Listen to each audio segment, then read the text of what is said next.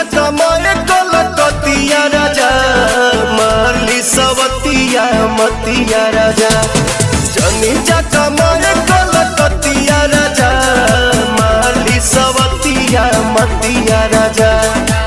लाली ओठ लाली कनवा के बाली सुम होई ना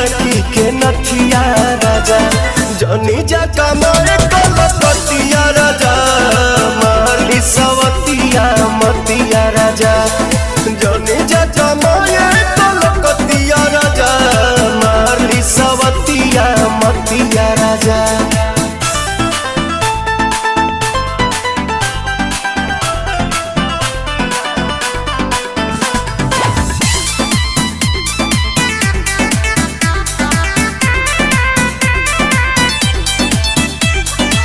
छोड़ी के मेहर हो जाई बहे हर हमारा से बेसी न करियो के यार तने नहीं राजा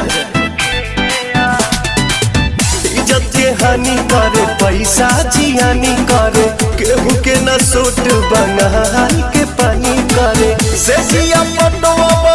रात भर रोवा मन बना में हरी के बतिया राजा जनी जा कमाए कलकतिया राजा मारली सवतिया मतिया राजा जनी जा कमाए कलकतिया राजा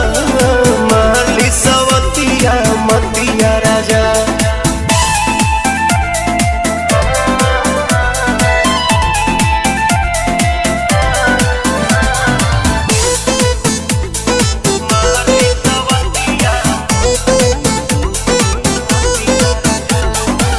बोला ये पवन आखिर गलती कमान बा कुछ के न गम्बा एक